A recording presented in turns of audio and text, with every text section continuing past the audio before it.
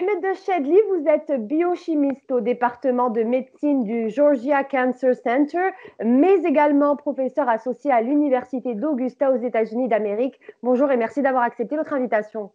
Merci beaucoup, madame. Alors, vous êtes à la tête d'une découverte incroyable et pas des moindres. Vous avez découvert un champignon aux propriétés anticancéreuses niché dans une plante marocaine. Mais avant de parler de tout ça, racontez-nous comment vous êtes arrivé au département de médecine du Georgia Cancer Center aux États-Unis.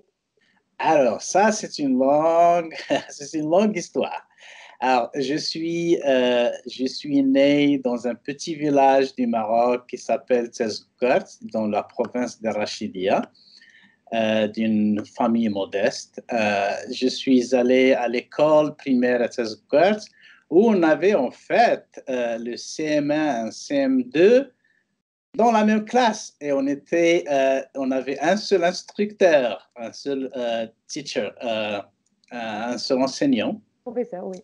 Un seul enseignant, معلم, كان غير Mhm. معلم واحد. Et après ça, j'étais allé à Boudnib, au collège à Boudnib. C'est un petit village aussi, mais j'étais dans l'internat.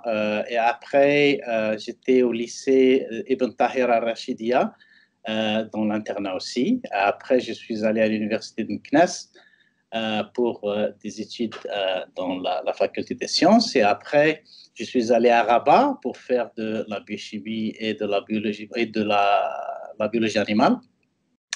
Après ça, j'étais à Paris pour faire ma thèse, à la Paris Nord pour faire ma thèse. Et après, je suis allé à la Mayo Clinic pour un postdoctoral fellowship, pour faire un postdoc. La Mayo Clinic, c'est un des plus prestigieux hôpitaux aux États-Unis et au monde, en fait. Après, je suis venu ici à Augusta University comme qu'on appelle ici Principal Investigators. Des investigateurs ou des chercheurs indépendants. Donc, je dirige un laboratoire de recherche sur la biologie du cancer. Très bien. Alors, donc, je le disais au début, vous avez, semble-t-il, fait une découverte intéressante puisque tout le monde en parle. Alors, vous avez, comme je l'ai dit, découvert un champignon aux propriétés anticancéreuses. De quoi s'agit-il exactement? Alors, je n'ai pas découvert le champignon.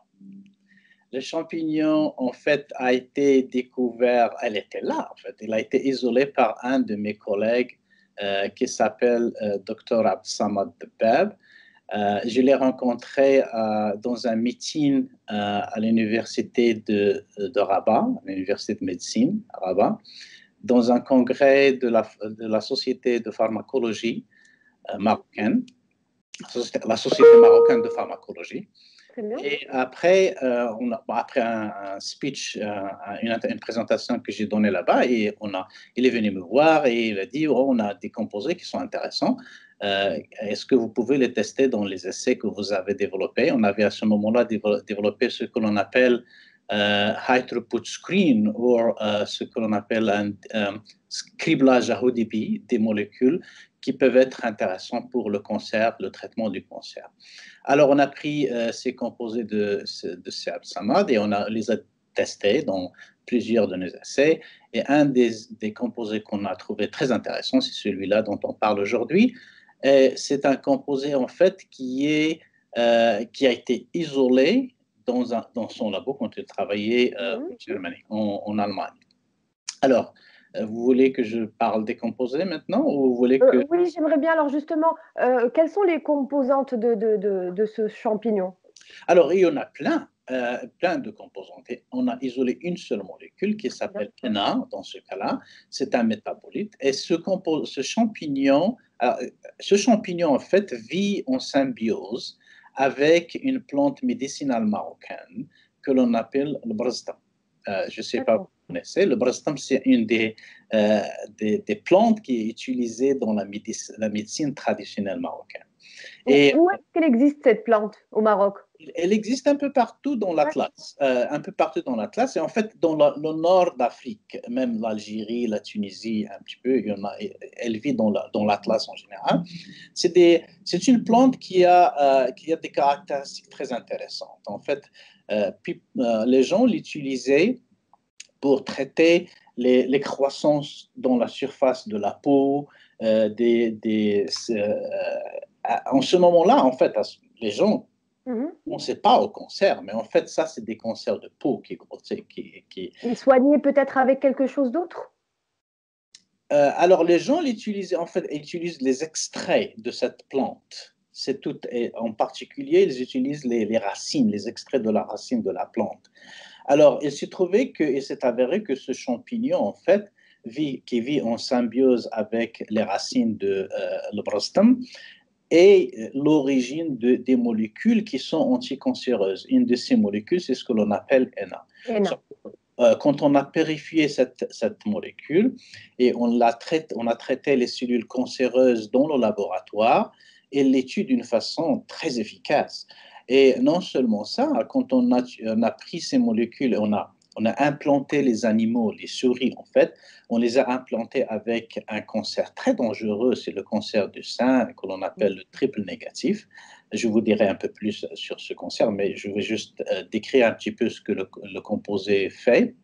En fait, Mhm.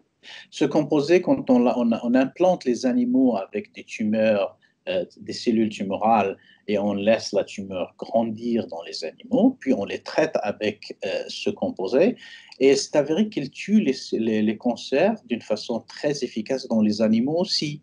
Alors, il le fait d'une façon très particulière, et c'est ça ce qui a vraiment attiré l'attention. Attirer votre. Ok. L'attention, c'est qu'il les tue non seulement qu'il tue la cellule, mais Mhm. il tue d'une façon à ce que les cellules tumorales ils deviennent visibles au système immunitaire. Alors, il faut savoir que le cancer, en fait, il grandit dans l'être humain, les animaux, parce qu'il échappe au système immunitaire.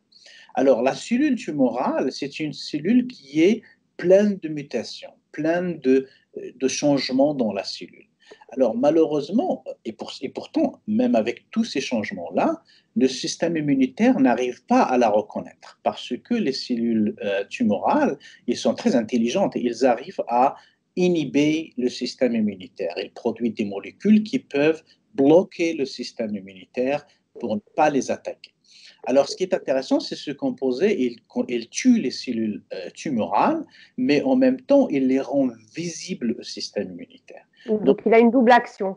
exactement, c'est ça, c'est exactement ça. Il fait donc on fait d'une pierre deux coups. On tue la cellule animale, la cellule tumorale, mais en même temps, on active le système immunitaire contre la tumeur. Alors, pourquoi c'est très intéressant? Parce que un des cancers, ce cancer sur lequel on travaille, qu'on utilise comme modèle au laboratoire, c'est ce que l'on appelle le triple négatif. Alors, dans le cancer du sein, il y a grosso modo trois catégories. La première, c'est ce que l'on appelle les hormonaux dépendants, et ce que Mhm. l'on appelle HER2, H-E-R-H, en français, je suis désolé pour mon Il n'y a français. pas de souci, il n'y a pas de souci, il n'y a pas de problème. Mon français, là. Il n'y a pas de souci, il n'y a aucun problème. HER2, et Deux, ce d'accord. récepteur est, bon, c'est un cancer qui est aussi dangereux, mais heureusement, on a développé des thérapies ciblées contre ce récepteur. Alors, le triple négatif n'exprime ni les hormones récepteurs, les récepteurs des hormones, ni le HER2, mais en fait, c'est un cancer pour lequel on ne connaît pas de thérapie ciblée. Alors, l'avantage qu'on a ici, c'est que on travaille sur une molécule qui s'appelle la Heat Shock Protein 90, ou la molécule ou la protéine de choc thermique 90. D'accord. 90, l'HSP 90. Cette HSP 90, elle est très importante pour le développement de beaucoup de cancers, mais en particulier celui-là, parce que quand on enlève cette molécule génétiquement, on a des systèmes génétiques qu'on peut éliminer cette molécule des cellules tumorales. Quand on fait ça, les tumeurs meurent, les cellules tumorales meurent. Alors, donc, si on arrive à développer des molécules qui attaquent cette HSP 90, on peut donc éliminer les cellules tumorales.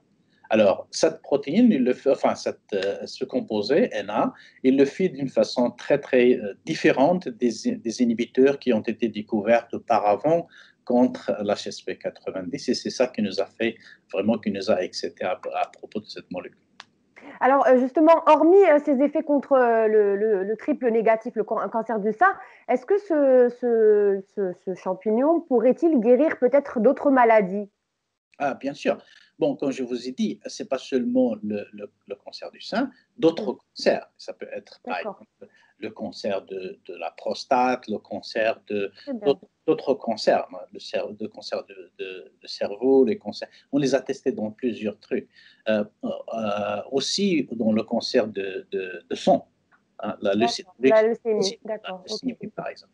On l'a testé dans ce genre de maladie. Alors, l'HSP90 comme molécule, il est important dans d'autres choses, des cellules, enfin d'autres maladies, comme par exemple, il est bien connu que ce que l'on appelle l'HSP90, c'est une des molécules que l'on appelle les chaperons moléculaires. Alors, ces chaperons moléculaires, ils sont connus aussi d'être importants pour le développement des maladies neurodégénératives. Comment on appelle ça? Les maladies de sénescence. D'accord. Aussi, l'Alzheimer, par exemple. Exactement, d'accord, très bien. Très bien. Voilà. Très bien. Alors, l'Institut national américain du cancer vous a alloué une subvention d'1,8 million de dollars pour vos recherches. Que comptez-vous faire avec cet argent, justement? Comment comptez-vous l'investir au niveau des recherches? Oh, il y a plein. Vous savez, on a vraiment un très bon plan pour utiliser ces ressources. C'est pour ça que le NCI, l'Institut national de recherche sur le cancer, nous a alloué cette Subvention. L'idée, c'est premièrement d'essayer de comprendre à l'état moléculaire comment cette molécule arrive à tuer les cellules immunitaires cancéreuses et active le système immunitaire. On doit comprendre ce mécanisme d'action. Le lien entre les deux. Voilà. Qu'est-ce qui se passe dans la cellule cancéreuse après le traitement avec ce composé qui l'a fait plus visible le système immunitaire. Ça, c'est une des premières choses. Parce que si on comprend ça, on peut donc arriver à manipuler le système d'une façon beaucoup plus efficace pour tuer le cancer. Donc ça, c'est la première des choses. La deuxième, c'est quelles sont les cellules immunitaires qui viennent attaquer le cancer. Parce qu'il y a beaucoup de cellules, beaucoup de genres de cellules immunitaires. Quelles sont les cellules immunitaires qui viennent attaquer le cancer? Alors, parce que si on arrive à bien déterminer le type de cellule qui est impliquée dans la lutte contre le cancer après le traitement avec ce composé, on peut donc activer ces cellules encore un peu plus et les rendre encore plus efficaces. La troisième chose, c'est qu'on doit bien sûr développer des dérivés de ce composé pour le rendre encore plus efficace. Et ça, c'est le futur. Et justement, parlant de futur, à quand la production à grande échelle? Oh, ça, on n'est pas encore là. Okay? Ça, il faut pas. Ça, c'est il faut dire que c'est ça, c'est les étapes initiales de ce composé. C'est donc la découverte, comprendre le mécanisme d'action. Et après, si on arrive, il faut dire qu'on a quand même des chances de développer des dérivés qui sont plus efficaces. Donc, le développement à grande échelle, ça c'est, on a des chimistes et des compagnies, des entreprises qui travaillent avec nous. Alors, ça sera ma dernière question, Monsieur Chadli. Est-ce que vous pensez aussi au Maroc comme peut-être marché potentiel pour vos produits? Bon, bien sûr. Je crois que dans le futur, je sais pas. Le Maroc, j'adore le Maroc, bien sûr. Je suis un produit du Maroc, je suis un produit pur de l'éducation nationale du Maroc. Bien sûr, tout ce que je peux faire pour le Maroc, ce sera avec un plaisir, un grand plaisir, bien sûr. Mais ça, c'est des années plus loin. Inch'Allah, pourquoi pas. Alors, Ahmed de Chadli, je rappelle que vous êtes biochimiste au département de médecine du Georgia Cancer Center, mais aussi professeur associé à l'Université d'Augusta aux États-Unis. Merci pour ces réponses et merci d'avoir accepté notre invitation. est-ce que je peux dire un mot? Oui, Ah, parce que c'est très important pour moi de remercier, bien sûr, mon université qui m'a supporté pour faire ce travail. Il y a quand même cette subvention qui vient de l'Institut national de recherche sur le cancer, vient aujourd'hui, enfin, il y a quelques mois, mais bien sûr, il faut dire que le support de l'université était essentiel et spécialement le support de notre centre de cancer. Mais aussi le support de ma petite famille au Maroc, ma femme, bien bien sûr, Leia Bougrine, mes enfants, Ayman, Lokman, Adam, qui étaient vraiment la source de tout mes joies et mes ressources et mes énergies pour faire tout ce travail. C'est un travail qui est très demandant, donc je les remercie d'être patient avec moi. Et après, je remercie tous les collaborateurs. Il faut savoir que la science, ça ne se fait pas individuellement, ce n'est pas un sûr. travail individuel.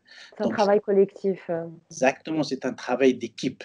Je remercie beaucoup mon équipe qui ont fait un travail extraordinaire et les gens qui ont collaboré avec moi, qui m'ont aidé, mais aussi les gens qui m'ont donné l'exemple dans la vie pour réussir, en particulier mon frère, Dr Mohamed Chadli, qui était vraiment un exemple pour moi. Alors, je tiens à dire aux jeunes Marocains, hein, je crois que s'il y a quelque chose que message à passer dans tout ça, c'est qu'il ne faut pas oublier d'avoir un exemple à suivre dans la vie. Il faut trouver un exemple à suivre dans la vie pour les jeunes Marocains, surtout les pauvres Marocains, parce que ça vous illumine le chemin et ça vous aide à trouver la voie, vous savez.